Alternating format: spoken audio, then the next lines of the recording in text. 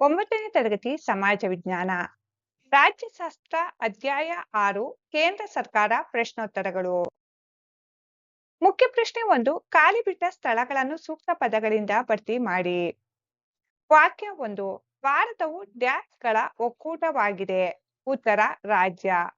ಭಾರತವು ರಾಜ್ಯಗಳ ಒಕ್ಕೂಟವಾಗಿದೆ. 2. ಕೇಂದ್ರ ಶಾಸಕಾಂಗವನ್ನು ಡ್ಯಾಶ್ ಎಂದು ಕರೆಯಲಾಗಿದೆ. ಉತ್ತರ ಸಂಸತ್. ಕೇಂದ್ರ ಶಾಸಕಾಂಗವನ್ನು ಸಂಸತ್ ಎಂದು ಕರೆಯಲಾಗಿದೆ.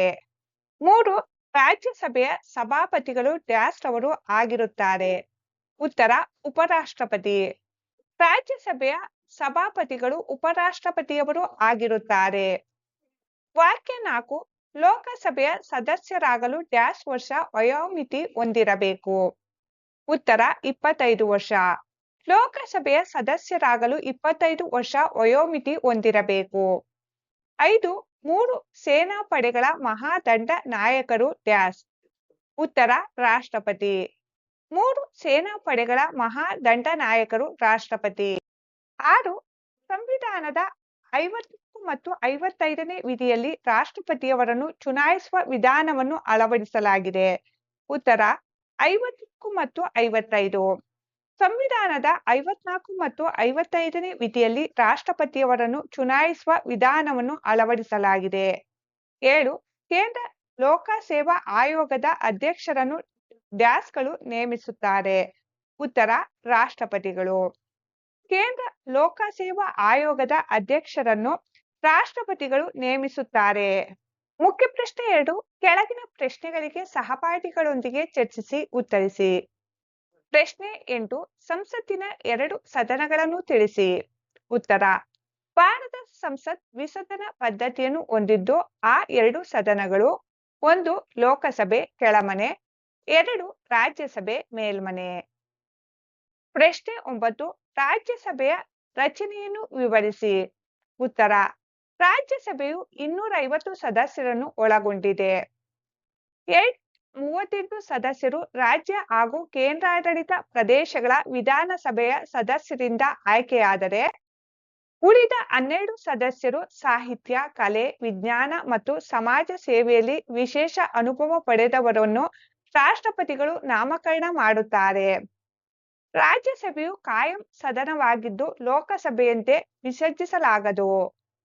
ಪ್ರಶ್ನೆ 10. ಲೋಕಸಭೆಯ ಸದಸ್ಯರಾಗಲು ಇರಬೇಕಾದ ಅರ್ಹತೆಗಳು ಯಾವುವು? ಉತ್ತರ. ಲೋಕಸಭೆಯ ಸದಸ್ಯರಾಗಲು ಕೆಳಗಿನ ಅರ್ಹತೆಗಳು ಇರಬೇಕು. ಭಾರತದ ಪ್ರಜೆಯಾಗಿರಬೇಕು. ಕನಿಷ್ಠ 25 ವರ್ಷ ವಯಸ್ಸು ಪೂರ್ಣಗೊಂಡಿರಬೇಕು. ಸರ್ಕಾರದ ಯಾವುದೇ ಲಾಭದಾಯಕ ಹುದ್ದೆಯಲ್ಲಿ ಇರಬಾರದು. ನ್ಯಾಯಾಲಯದಿಂದ ಜೈಲು ಶಿಕ್ಷೆಗೆ ಒಳಗಾಗಿರಬಾರದು.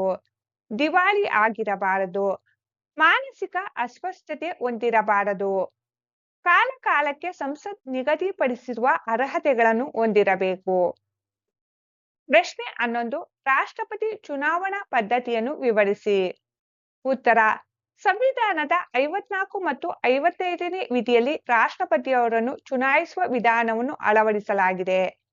ಇವರನ್ನು ಸಂಸತ್ತಿನ ಉಭಯ ಸದನಗಳ ಚುನಾಯಿತ ಸದಸ್ಯರು ಹಾಗೂ ಎಲ್ಲ ರಾಜ್ಯಗಳ ಮತ್ತು ದೆಹಲಿ, ಪುದುಚೇರಿ ಕೇಂದ್ರಾಡಳಿತ ಪ್ರದೇಶಗಳ ವಿಧಾನಸಭೆಗಳ ಚುನಾಯಿತ ಸದಸ್ಯರನ್ನು ಒಳಗೊಂಡ ಮತದಾರರ ಗಣ ಚುನಾಯಿಸುತ್ತದೆ. ಸುಪ್ರೀಂ ಕೋರ್ಟಿನ ಮುಖ್ಯ ನ್ಯಾಯಾಧೀಶರು ಇವರಿಗೆ ಪ್ರಮಾಣ ವಚನ ಬೋಧಿಸುತ್ತಾರೆ. ಪ್ರಶ್ನೆ 12. ಪ್ರಧಾನಮಂತ್ರಿಯ ಅಧಿಕಾರಗಳನ್ನು ಪಟ್ಟಿ ಮಾಡಿ. ಉತ್ತರ. ವಿವಿಧ ಇಲಾಖೆಗಳಿಗೆ ಮಂತ್ರಿಗಳನ್ನು ನೇಮಿಸಲು ರಾಷ್ಟ್ರಪತಿಗಳಿಗೆ ಶಿಫಾರಸು ಮಾಡುತ್ತಾರೆ ಮತ್ತು ಮಂತ್ರಿಗಳಿಗೆ ಖಾತೆಗಳನ್ನು ಹಂಚುತ್ತಾರೆ. ಸರ್ಕಾರದ ಎಲ್ಲ ಆಡಳಿತ ಜವಾಬ್ದಾರಿ ಇವರದ್ದಾಗಿದ್ದು ವಿವಿಧ ಇಲಾಖೆಗಳ ನಡುವೆ ಸಮನ್ವಯ ಸಾಧಿಸುತ್ತಾರೆ. ವಿದೇಶಾಂಗ ನೀತಿ, ಅಭಿವೃದ್ಧಿ ಯೋಜನೆ ರೂಪಿಸುವುದರಲ್ಲಿ ಪ್ರಮುಖ ಪಾತ್ರ ವಹಿಸುತ್ತಾರೆ. ಸಚಿವ ಸಂಪುಟದ ಸಭೆಯ ಅಧ್ಯಕ್ಷತೆ ವಹಿಸಿ ಪ್ರಮುಖ ನಿರ್ಧಾರಗಳನ್ನು ತೆಗೆದುಕೊಳ್ಳುತ್ತಾರೆ. ಇವರು ರಾಷ್ಟ್ರಪತಿ ಹಾಗೂ ಮಂತ್ರಿಮಂಡಲದ ನಡುವೆ ಸಂಪರ್ಕ ಸೇತುವೆಯಾಗಿ ಕೆಲಸ ಮಾಡುತ್ತಾರೆ. ಅಗತ್ಯ ಸಂದರ್ಭಗಳಲ್ಲಿ ಅಥವಾ ಮಂತ್ರಿಮಂಡಲವು ಲೋಕಸಭೆಯ ವಿಶ್ವಾಸ ಕಳೆದುಕೊಂಡಾಗ ಲೋಕಸಭೆಯನ್ನು ವಿಸರ್ಜಿಸಲು ರಾಷ್ಟ್ರಪತಿಗಳಿಗೆ ಸಲಹೆ ನೀಡುವ ಅಧಿಕಾರ ಹೊಂದಿದ್ದಾರೆ. ಪ್ರಶ್ನೆ 13. ಕೇಂದ್ರ ಮಂತ್ರಿಮಂಡಲದ ರಚನೆ ಮತ್ತು ಅದರ ಹೊಣೆಗಾರಿಕೆಯನ್ನು ವಿವರಿಸಿ. ಉತ್ತರ. ಪ್ರಧಾನ ಪ್ರಧಾನಮಂತ್ರಿಯವರ ನೇತೃತ್ವದ ಮಂತ್ರಿಮಂಡಲವು ದೇಶದ ನೈಜ ಕಾರ್ಯಾಂಗವಾಗಿದೆ. ಇದರಲ್ಲಿ 3 ದರ್ಜೆಯ ಮಂತ್ರಿಗಳಿರುತ್ತಾರೆ. ಅವುಗಳೆಂದರೆ ಸಂಪುಟ ದರ್ಜೆಯ ಸಚಿವರು, ಕ್ಯಾಬಿನೆಟ್ ಮಿನಿಸ್ಟರ್ಸ್, ರಾಜ್ಯ ಸಚಿವರು, ಮಿನಿಸ್ಟೇಟ್, ಉಪ ಸಚಿವರು, ಡೆಪ್ಯೂಟಿ ಮಿನಿಸ್ಟರ್ಸ್. ಸಂವಿಧಾನದ 99ನೇ ತಿದ್ದುಪಡಿಯ ಪ್ರಕಾರ ಮಂತ್ರಿಮಂಡಲದ ಗಾತ್ರವು ಪ್ರಧಾನಮಂತ್ರಿಯನ್ನು ಒಳಗೊಂಡು ಲೋಕಸಭೆಯ ಒಟ್ಟು ಸದಸ್ಯರ ಸಂಖ್ಯೆಯ ಶೇಕಡ 15ಕ್ಕಿಂತ ಹೆಚ್ಚಿರುವಂತಿಲ್ಲ. ಮಂತ್ರಿಮಂಡಲವು 2 ಬಗೆಯ ಹೊಣೆಗಾರಿಕೆಯನ್ನು ಹೊಂದಿದೆ.